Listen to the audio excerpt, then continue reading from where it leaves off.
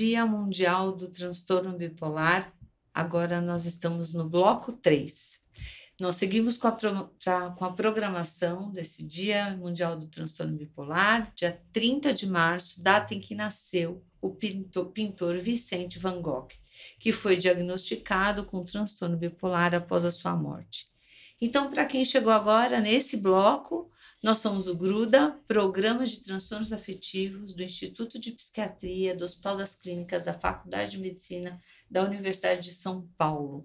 E com o apoio da ABRATA, que é a Associação Brasileira de Amigos, Familiares e Portadores de Transtornos Afetivos, realizamos este videocast. Eu sou Cíntia Boscovitch, sou psicóloga e faço parte do GRUDA. E nesse bloco 3 nós vamos falar de um tema que é muito importante, que é estilo de vida. E eu conto aqui com 3 pessoas que vão participar deste bloco, que é a doutora Lilian Ruppfeld Moreno, que é médica de família e médica do estilo de vida e pesquisadora do GRUDA, doutor Fernando Pimentel, médico e pesquisador do GRUDA, e aqui do meu lado o doutor Rodrigo Delfino, médico psiquiatra do Conselho Científico da ABRATA, que é a Associação Brasileira de Parentes, Amigos e Portadores de Transtornos Afetivos. Bom, vamos lá. Antes de entrarmos no tema principal, como é que vocês, aqui, eu junto também, porque a gente está aqui tudo discutindo o mesmo assunto, percebe a relação entre estilo de vida e o transtorno bipolar na prática clínica? Acho que a doutora Lilian, que é a nossa maior especialista no assunto, pode falar. Bom, eu acho que é um desafio para pacientes com transtorno bipolar, conseguir... Quando a gente fala de estilo de vida, a gente normalmente pensa... a gente está falando de 6 pilares, que são atividade física, nutrição, controle de estresse, relações saudáveis, e controle de abuso de substâncias, e aqui também entra tabaco e alcoolismo. Então, a gente aqui já está falando de algumas coisas que são desafiadoras para quem tem transtorno bipolar. E eu falo de uma coisa muito básica, por exemplo, ter energia para fazer atividade física. Isso é muito difícil, na fase depressiva. E algumas coisas, dentro dos pilares do medicina do estilo de vida, entram no cerne de alguns sintomas desses pacientes. Seja como sintoma propriamente dito, seja como também o uso que o paciente faz, por exemplo, o uso de substâncias, como que o paciente acaba fazendo como se fosse um remédio não controlado, que ele toma, às vezes inconscientemente, e que para tentar aliviar algum sintoma quando ele está em fase aguda. Então, assim, quando a gente vai falar disso, falar, olha, você precisa parar de usar tal substância, entra aí uma grande questão que a gente está falando aqui desse desafio, que é o paciente em fase aguda, o paciente mais grave, ele vai ter muita dificuldade de fazer essas mudanças mesmo. E aí ele vai precisar de uma estabilização para que a gente possa aí sim falar de estilo de vida para esse paciente. Ele precisa estar mais estabilizado para a gente poder falar disso mesmo, Porque realmente isso está no cerne muitas vezes. A questão do sono também, o sono é sintoma, Tanto do episódio depressivo quanto do episódio de mania, hipomania, quanto também nos estados mistos. Então, e até para a gente conseguir separar muitas vezes o que é sintoma do que é realmente um estilo de vida que não tá bom. Então, realmente é bastante Normalmente desafiador, fica tudo misturado, Sim. Você sabe o que é o estilo de vida e às vezes a pessoa está com aquele sintoma há tanto tempo, a vida toda, e parece que aquilo já virou o jeito dele funcionar. Só que a hora que ele começa a mudar para um estilo de vida mais saudável, com uma rotina melhor, fica muito melhor. A única coisa que eu ia comentar que eu achei bem importante o comentário que o Lilian falou, porque uma coisa a gente falar que é muito importante, mas é bem importante também frisar isso, também é muito difícil, porque acho que não tem nenhuma pessoa, nenhum adulto vivo no Brasil que não sabe que é importante fazer atividade física, Então, todo mundo sabe que é importante, mas é muito difícil conseguir colocar isso na prática. E para pessoas com transtorno de humor, com transtorno bipolar, é ainda mais difícil. Então, é muito importante a gente, ressaltar a importância psicoeducar da melhor maneira possível, mas também com empatia, entendendo que as pessoas vão ter, né, graus diferentes, vão estar em momentos diferentes da sua doença e da sua saúde, que vão possibilitar estratégias diferentes, né? E também, né, só ressaltando que eu achei bem importante o comentário. Porque na verdade vem aquela questão, né? Mas eu não consigo. Sim. Eu sei que é legal, mas eu não consigo. Sim. Isso precisa ser respeitado, né? Hum. Existe, e eu acho que esse que é o grande papel dos cuidadores daquele paciente, de entender qual que é o momento certo, de dar aquele empurrãozinho, de que não, agora experimenta acordar mais cedo, sair da cama para fazer uma caminhada, e momentos que a gente tem que entender que não dá, que um banho é difícil, né? Então, faz parte dos cuidadores, né, de nós profissionais, termos essa sensibilidade de entender o momento Exato. certo de fazer esse tipo de abordagem de estilo de vida. Então, mas como uma rotina estruturada pode ajudar um paciente, né, que tem, né, um transtorno de humor, né, que tem transtorno bipolar, a estabilizar o humor dele? Eu acho que uma das coisas fundamentais é a rotina de sono, né? Então, ter horário para sair da cama, para realmente se colocar para fora da cama, né? Não aquele acordar que fica ainda um tempo, de realmente sair da cama, tentar manter uma rotina mínima de alimentação, então manter horários regulares de comida, isso faz diferença. E se colocar para dormir no horário certo também. Então, acho que esse é o básico de uma rotina protetora também, né? Porque aqui a gente tem que pensar no transtorno bipolar como uma doença crônica. E as fases da doença, né, em ter uma rotina saudável, você está protegendo de futuras recaídas e também ajudando a controlar os sintomas se você está em algum episódio. Então, é fundamental ter essa rotina. O dormir, eu não sei se... Eu costumo dizer isso para os meus pacientes, né? Eu acho que, não sei o que você pensa a respeito. Horário para dormir, horário para acordar, café da manhã, almoço, jantar e, se possível, o horário para atividade física. Sim.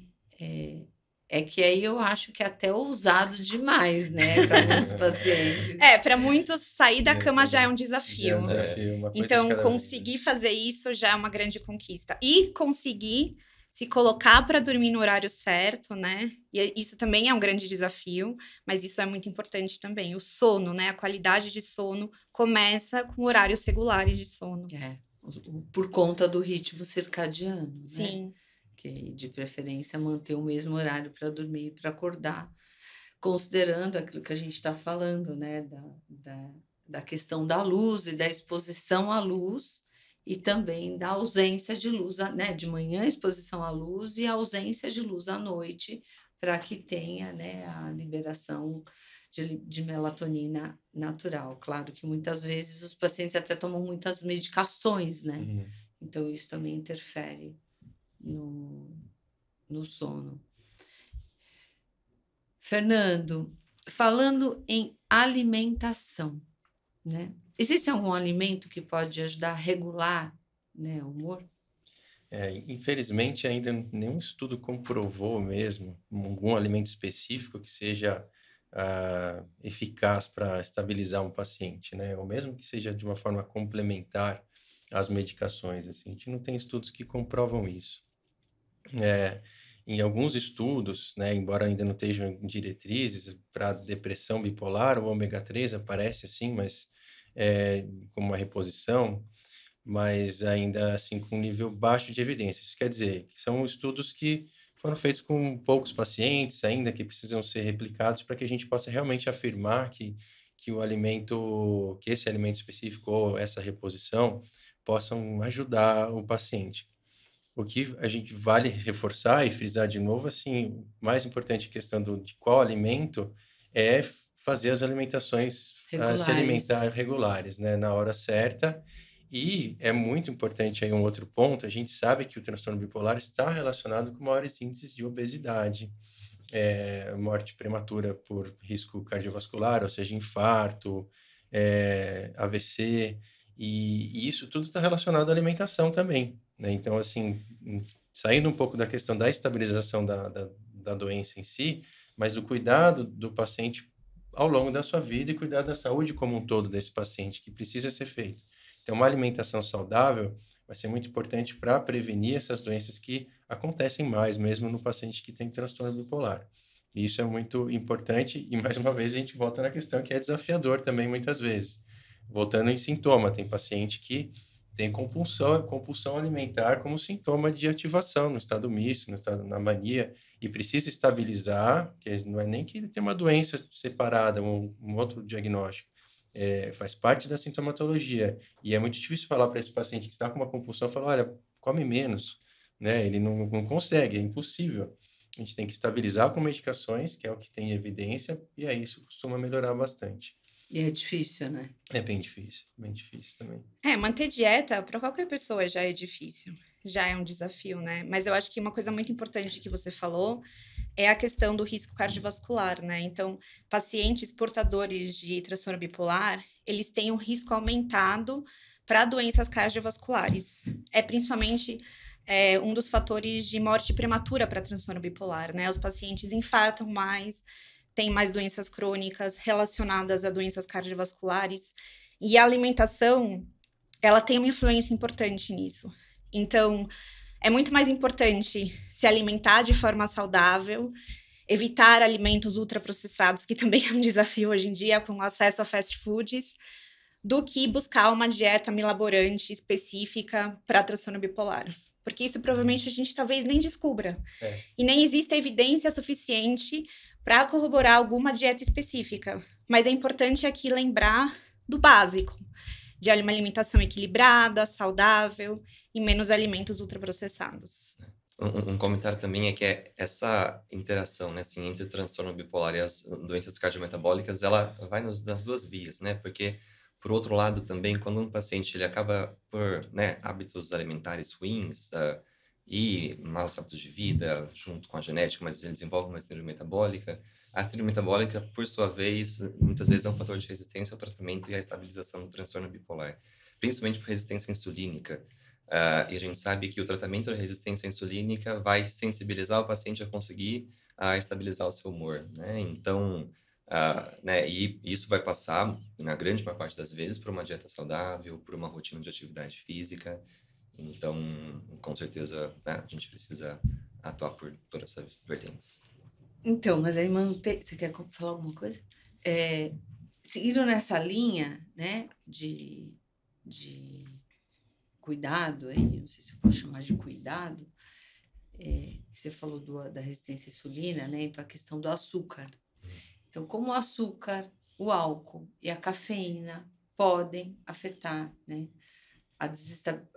contribuir para a desestabilização do transtorno bipolar.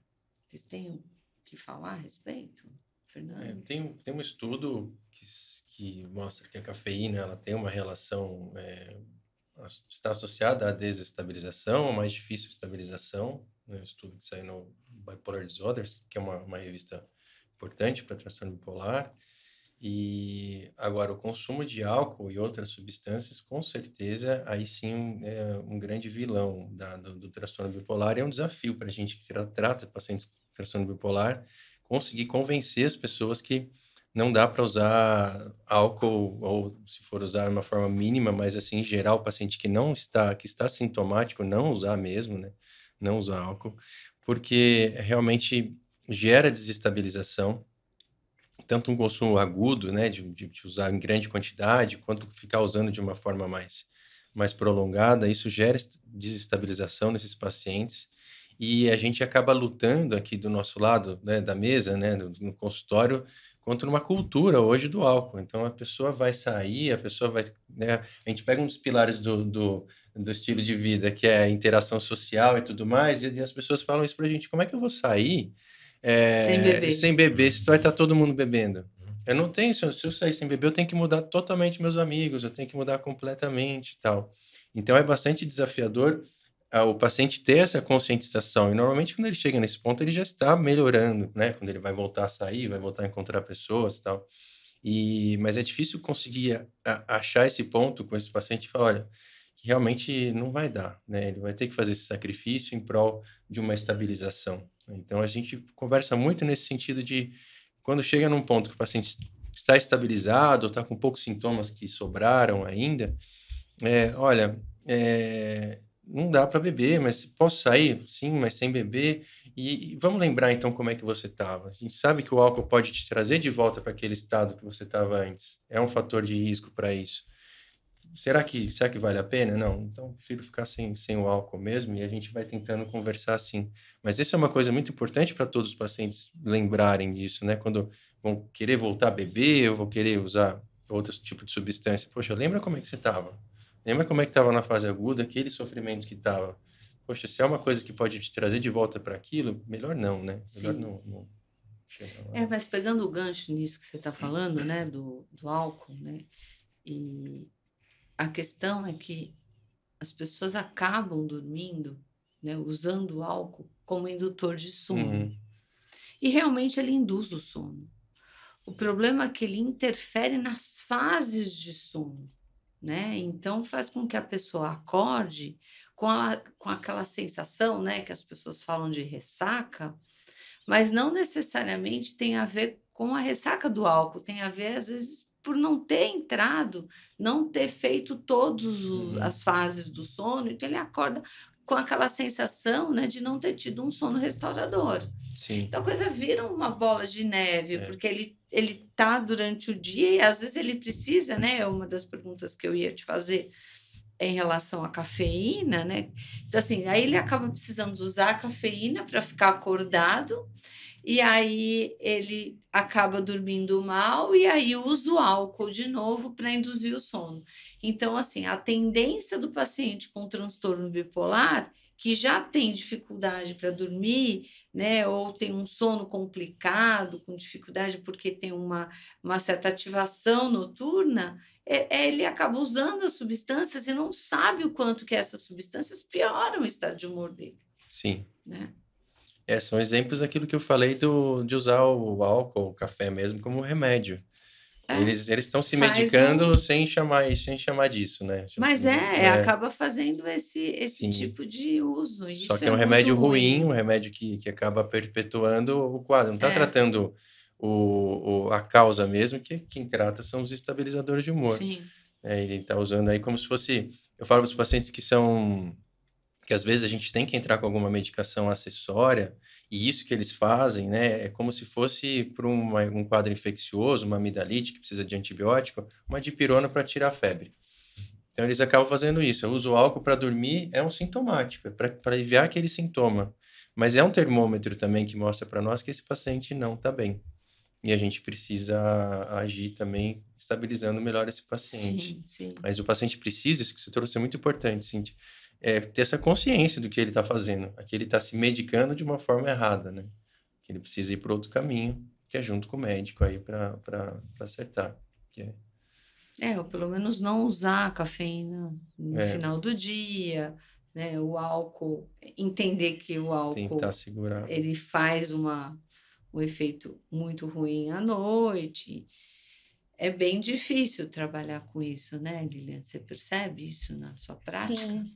Principalmente com a cafeína, né? A cafeína mais que o álcool, você acha? Não, o álcool com certeza, mas é que eu percebo que os pacientes usam mais a cafeína do que o álcool.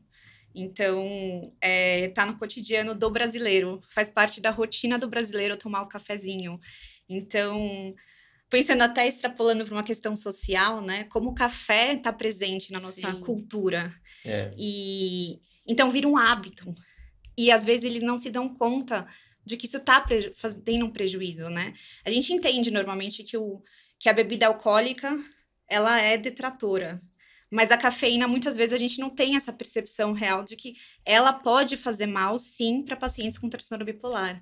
Então, a quantidade ao longo do dia impacta e a hora do dia também, né? Então, realmente, a gente orienta não fazer uso de cafeína a partir das 4 horas da tarde, dependendo do paciente, porque isso já vai ter um impacto no sono, na qualidade do sono dele também. E aí vira uma bola de neve, uma coisa puxando a outra, né? Porque usa cafeína para ficar acordado, daí não dorme, aí acaba ficando privado de sono. Ficar privado de sono precisa fazer o quê? Usar a cafeína, porque não aguentou. E aí vira um ciclo vicioso.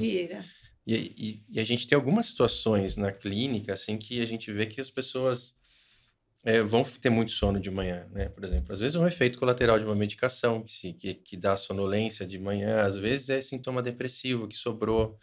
E aí, isso tudo, as pessoas precisam trabalhar no momento que elas já estão em condições, já estão melhores para isso, vão acabar recorrendo ao café mesmo, né? Sim. É interessante. Até à noite, você vai num restaurante, Sim. eles te oferecem expresso café. depois da Oferece um sobremesa de cafezinho, Você vai sair 10 da noite, ele falou, você tá doido? E tem gente que toma. Se eu tomar um negócio desse, eu não durmo, né? Não Uhum. tem jeito, né? É complicado isso. Café Fernando, com leite. só para finalizar essa parte da alimentação, a dieta do Mediterrâneo tem evidência, alguma coisa disso? Você conhece? Como também outros tipos, não tem nenhuma evidência para o transtorno bipolar, né? Não tem.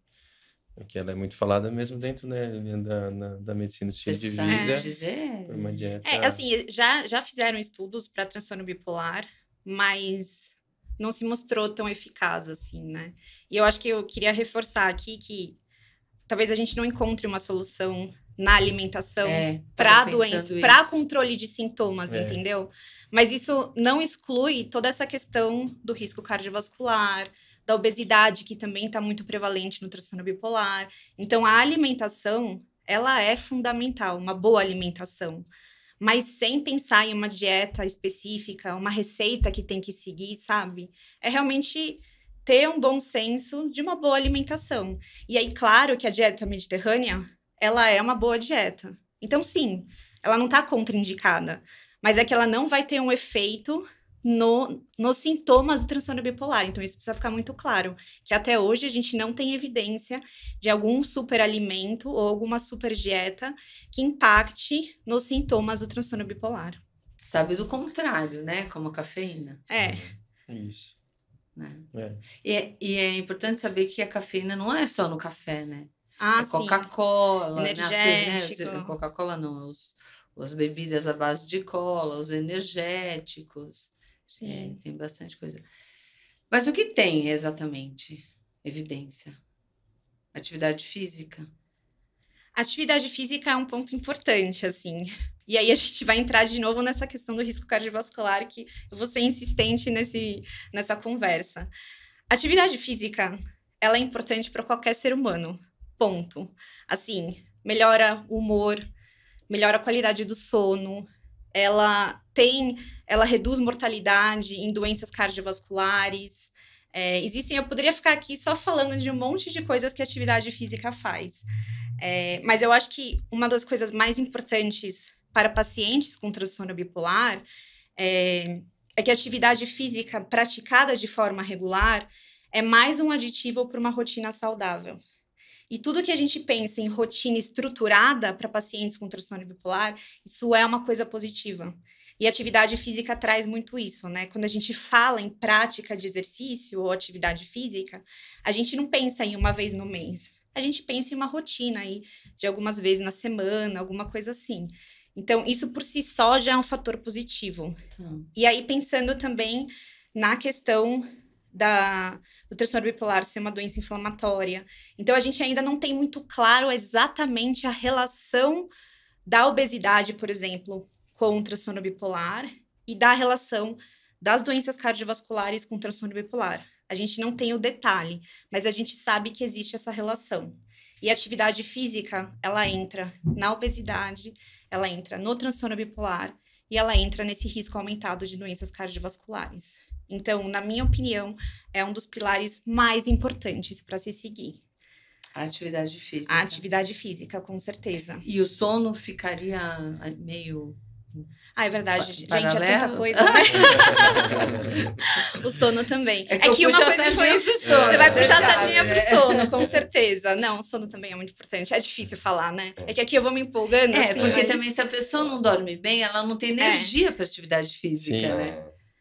Então, aí você não sabe quem nasceu e eu acho que isso é uma coisa muito importante de falar. A gente já falou um pouquinho disso, né? Mas é o momento certo de abordar a atividade física em quem está em sofrimento, né? Assim, a gente tem que ter a sensibilidade de saber que aquilo não pode ser uma cobrança ou mais um motivo do paciente se sentir culpado em não estar conseguindo fazer atividade física, né? Então, o momento certo de abordar, eu sempre vou defender a atividade física para os meus pacientes, mas eu não vou abordar isso em toda a consulta. Tem o momento certo de falar, o momento que o paciente tem disposição, ele está estável. A gente sabe que a atividade física, ela funciona assim muito bem até em momentos de instabilidade em quem já está praticando, porque isso ajuda a controlar um pouco dos sintomas. Mas para quem está começando do zero, você jamais pode pedir isso em um paciente instável. Então, isso precisa ficar muito claro. Para o paciente também saber, né? E a gente está aqui falando da dificuldade, mas a gente também sabe que excesso de atividade física também pode se manifestar como um sintoma. Verdade. Então, de aumento de energia, de ativação. De ativação, o paciente exatamente. Pode estar em mania, né? E aí a gente vê aquele outro extremo, né? Que da noite para o dia faz um Ironman, corre uma maratona. Então, isso também a gente tem que ficar muito ligado durante a prática clínica. Um comentário que, assim, né, acho que você comentou bem, e quanto a essa dificuldade de começar a atividade física, a gente tem que considerar tanto o momento que o paciente está, né? Mas também, assim, muitas vezes os pacientes, eles têm muita dificuldade para começar a atividade física em um momento de sair de um estado mais depressivo, por ter uma ideia muito rígida de atividade física, de que, então, se eu vou começar a fazer uma atividade física, eu preciso fazer 5 dias por semana de academia, 1 hora, né? Não, com certeza, porque isso é um ponto muito importante. Quando a gente fala da importância da atividade física, vamos lá, diferenciar atividade física de exercício, né? Exercício é uma prática já regular. Atividade física pode ser qualquer movimento. Exato. Então, 15 minutos de caminhada no dia já é uma atividade física. E é muito importante saber que, para começar e para dar o primeiro passo, você pode começar aos poucos. Você pode começar dando uma volta no seu quarteirão. Hoje em dia, a gente tem acesso a YouTube com aulas de dança. Então, não precisa ser uma caminhada, não precisa ser academia. Sim. Pode ser aula de dança, movimentos. E a gente tem aulas de 15, 20 minutos hoje em dia, dentro de casa, sem investimento financeiro. Então, tem que expandir a ideia do que é atividade física e não imaginar que é só uma musculação ou uma corrida que a gente vê tanto hoje em dia. Não, é começar do básico. E é uma conquista a cada dia. Eu falo isso para os meus pacientes. Sair da cama e você conseguir dar uma volta no quarteirão, nossa, que legal, sabe? Isso é muito importante para você, porque é assim que a gente começa, né? Para chegar na rotina, e a rotina é desafiadora. Eu pratico exercício e eu não acordo todos os dias linda, maravilhosa, querendo treinar. Então, é um desafio. E a motivação, ela vem por um período, mas ela não é sustentada. Depois disso, vem a rotina. Mas para ter uma rotina, eu vou repetir, você precisa estar estável, você precisa entender a importância daquilo, aquilo já precisa estar instituído no seu dia a dia. E isso leva tempo e a gente precisa respeitar. Não, e tem gente que treina desde que nasceu, né? Então, e tem gente que não, que tem 70 anos, nunca fez uma atividade, né? E então, nunca é tarde para começar. Sim. Isso também é muito importante saber, né? Isso nunca é tarde para começar a fazer qualquer tipo de movimento. É interessante. Mas tem algum tipo de exercício mais recomendado para quem tem transtorno bipolar? Para a depressão já tem. Saiu um estudo há um tempo atrás que falou que yoga, caminhada, corrida e exercício de musculação são os mais indicados para redução de sintomas depressivos. E eles, inclusive, viram que quanto maior a intensidade, maior é o benefício da redução dos sintomas. Mas para transtorno bipolar ainda não existe nenhuma definição específica. Mais para depressão. Não, mas a depressão se encaixa com certeza. Mesma, né? Sendo ela bipolar ou unipolar, os sintomas Mas são então, iguais. esses exercícios são os que hoje a gente tem um pouco mais de evidência. Interessante, né? Que a yoga é mais tranquila, né? E, bom, não sei, porque tem uma yoga Tem que é umas mais yogas que calma. são meio pesadas, né? Às vezes é uma dessa daí. Porque ele fala da intensidade mesmo, né? Sim, a intensidade tem relação. Tem que ficar cansado. Assim, não adianta... Exatamente. E é praticado de forma regular também. Isso também é importante. Como fazer um paciente depressivo entrar numa intensidade pesada? Difícil, um ponto né? difícil.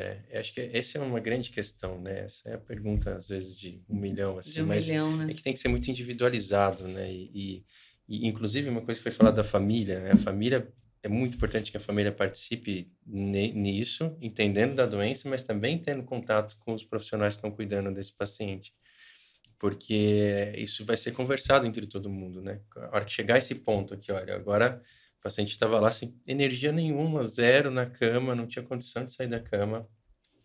Um esforço para conseguir, o maior esforço do dia era para conseguir tomar um banho, né? E de repente ele começa a melhorar e aí chega um ponto que, a hora que vai ser, agora vai, agora a gente vai poder oferecer isso, né? E isso é uma coisa junto, né? Sim. Com todo mundo para oferecer. Porque esse que não consegue, mal consegue tomar um banho, ele não vai fazer uma atividade física de alta Então, intensidade, porque, de assim, jeito nenhum. é uma coisa que é difícil você imaginar um paciente deprimido que não consegue sair da cama Sim. fazer uma atividade, né? E teve evidência, né? Como que esse estudo foi feito também. Qual o grau de depressão, né, que é. Então, a gente sempre classifica leve, moderado e grave para os transtornos, né? Então, os episódios. Então, dentro desse contexto de gravidade, isso tem muito a ver, né? Como é que será que foi o estudo? Qual era, os pacientes eram leves, eram moderados? Ou estava ativado, será? Estava misto. Estava misto, né? Não dá para saber. Quer falar, Rodrigo? Não, o único comentário que eu ia dizer, porque a gente estava discutindo sobre o tipo de atividades físicas, né? E eu acho que, assim, nesse começo, para engajar alguém a fazer atividade física, eu acho que é um pouco menos importante o tipo de atividade física e o mais importante é começar a fazer alguma atividade física, Movimento, né? Exato, Então, às vezes é mais importante achar alguma coisa que para aquela pessoa faz algum sentido, ou ela tem alguma proximidade, ou ela tem algum engajamento pessoal do que, para você, então, melhor é academia, então tem que ser academia. Ou melhor é yoga, então tem que ser yoga. Acho que, né, já é tão difícil começar a fazer qualquer tipo de atividade física que seja, né? A gente ter a flexibilidade também é bem importante. Então, aproveitando que você está aí falando, eu quero pedir para que você, né, porque de forma muito gentil, né, você aceitou o convite, né, da gente, né, para a Brata, e você está aqui representando a Brata. Eu queria que você contasse um pouquinho sobre o trabalho da Brata, de psicoeducação. E, infelizmente, né, eu acho que você tinha que estar no outro grupo, porque a gente falou sobre tratamento, mas aqui também o estilo de vida com relacionamentos saudáveis, grupos de apoio, né, ações contra o estigma, preconceito. Porque relacionamentos saudáveis, né? É um dos pilares. É um dos pilares. É o controle de estresse, se a pessoa se sente apoiada, será que isso... Não é uma forma de ter esse controle? Com certeza. Conta pra gente. Claro. Então, assim, né, Para quem não conhece a Brata. Para quem não conhece, né, brevemente contando, a Brata, ela é a associação, né, de amigos, familiares e portadores de transtornos afetivos, né? Então, é a associação de pacientes e familiares que representa os pacientes com a depressão e transtorno bipolar. A Brata tem 25 anos, né? Ela surgiu originalmente no Gruda, inclusive, né, há 25 anos atrás. E hoje a gente é uma instituição muito grande, a gente tem 17 mil associados e a gente realiza muitas atividades. Nossos pilares de atividades, eles são a psicoeducação, os grupos de apoio, as ações contra estigma e o advocacy. Então, para a psicoeducação, a gente realiza muitas atividades psicoeducativas, porque a gente sabe, né, todo mundo sabe, quanto mais você entende sobre quais fatores influenciam no seu estado de saúde, né, ou impactam positivamente ou negativamente na sua doença, né, melhor vai ser a qualidade de vida do indivíduo. Então, a gente tem atividades mensais e muitas vezes, além dessas mensais focadas em psicoeducação, a gente realiza grupos de apoio, esses muitos, né? Antes os grupos de apoio da Brata, eles eram realizados presenciais. Agora, depois da pandemia, a gente migrou para grupos online. E os grupos online a gente faz quase todo dia, né? Então, pacientes e familiares que queiram participar, no nosso site a gente abre as inscrições toda semana e quase todos os dias tem grupo de apoio. Os grupos de apoio, eles são mediados por portadores, né? Que são voluntários da Brata, e eles são coordenados, os voluntários, por membros do Conselho Científico, que são os psiquiatras que dão o direcionamento técnico desses grupos.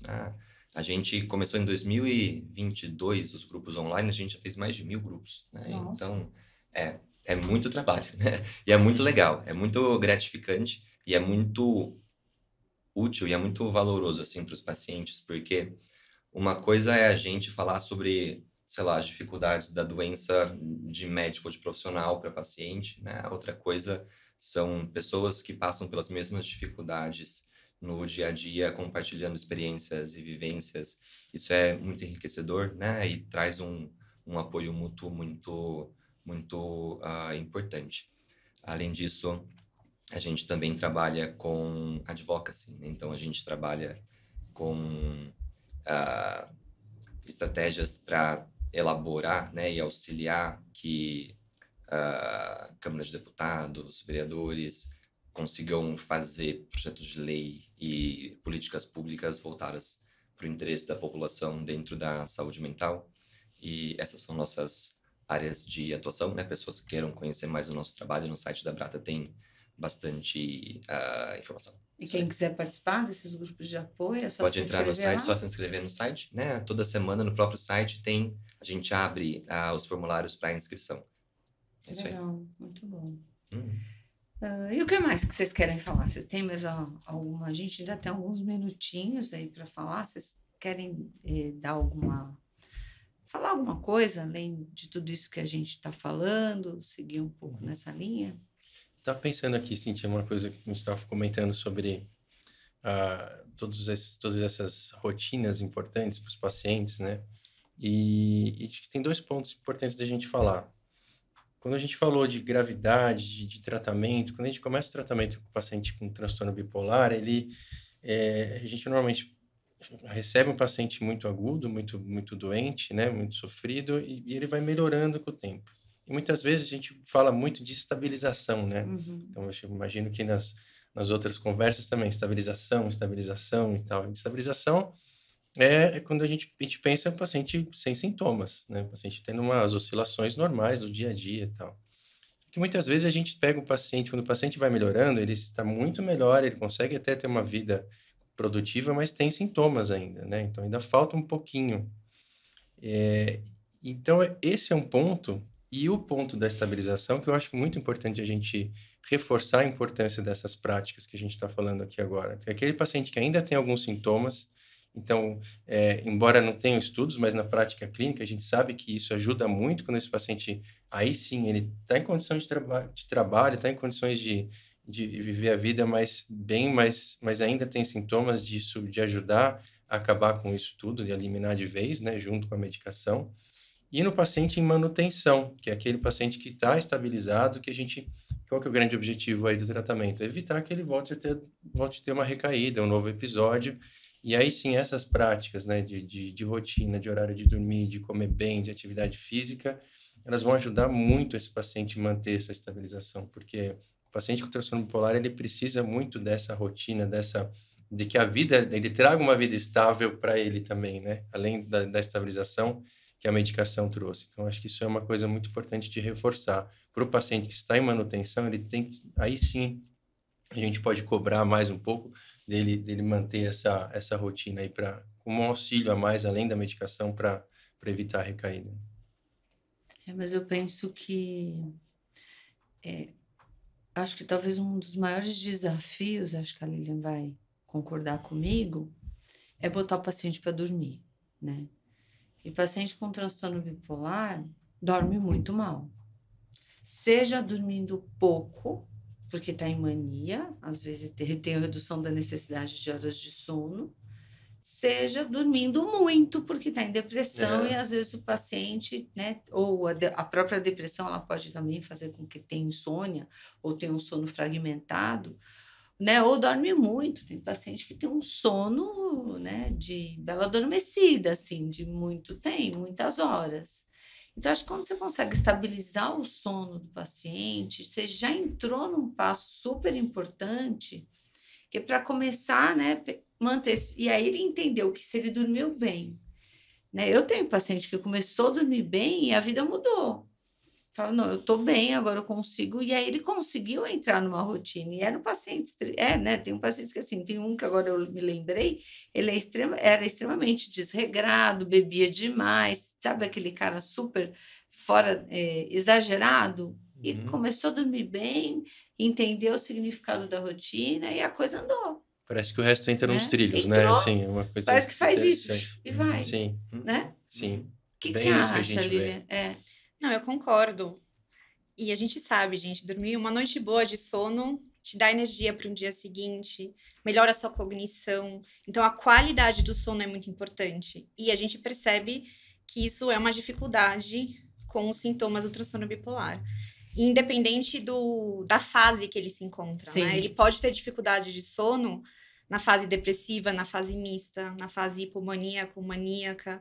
Então, é um desafio para o tratamento, para o sofrimento do paciente, mas é importante lembrar que isso que você estava falando, também essa rotina, ela é importante para evitar recaídas, né? Então, quando a gente fala de estilo de vida, e agora em específico do sono, é a importância de tentar, assim, manter isso como uma base fundamental para a qualidade da sua vida como um todo, porque isso evita complicações e isso te ajuda naqueles piores dias. É claro que é um desafio, muitas vezes precisa de um ajuste medicamentoso, então não depende só do paciente, Sim. mas ter a consciência da importância de uma boa qualidade de sono e da rotina, de realmente se pôr para dormir e não esperar o sono vir, de fazer uma higiene do sono, diminuir a luminosidade, não se expor a estímulos. Hoje em dia a gente tem um Instagram. E se expor à luz de manhã, porque E se não expor à adianta luz de você manhã. não se expor ficar no escuro à noite e de manhã você não se Exatamente. expõe à luz. Então, ter essa consciência é muito importante também, né? Porque isso sim depende em parte do paciente, né? E as pessoas, elas são cada vez mais, independentemente de ter transtorno bipolar ou não, as pessoas são muito privadas de sono, né? Você tira do sono, você não vai tirar, né? Você tem um compromisso, você tem os horários da sua casa, seu dia a dia, de onde que você vai tirar se você tem alguma coisa a mais? É do sono. E aí tem gente que vai acumulando isso vai se tornando crônico e a privação de sono é muito grave, né? Então, tem irritabilidade, às vezes até assim, uma coisa puxa a outra, né? Assim, a privação de sono pode gerar sintomas e, ao mesmo tempo que você devolve o sono de qualidade, com o número de horas mínimas, né? Que o que é recomendado é de 7 a 9, a pessoa começa a estabilizar de novo. Sim. Então, isso é muito importante, você entrar com todas essas orientações. Sono, atividade física, todos esses pilares aí que você falou, né? Sim, com certeza. Gente, o papo tá bom, a prosa tá boa, mas chegamos ao fim. Vocês querem falar alguma coisinha a mais, rapidinho? Fernando, Rodrigo? Agradeço. Mas eu quero agradecer vocês por estarem aqui, doutora Lília, doutor Fernando, Rodrigo, né, agradeço. especialmente, que veio ao convite que a gente fez para a Brata, né? Então, eu te agradeço muito, né? Agradeço muito a Brata também por ter, né, permitido que você viesse. E é isso. Então, se vocês quiserem, assistam. Agora temos os 3 episódios, né? Os 3 blocos, bloco 1, bloco 2, bloco 3. Bloco 1 falando de quadro clínico, 2 tratamento e esse estilo de vida. Então, foi um prazer participar desse evento, Dia Mundial do Transtorno Bipolar. Eu espero que todos tenham gostado. Até mais.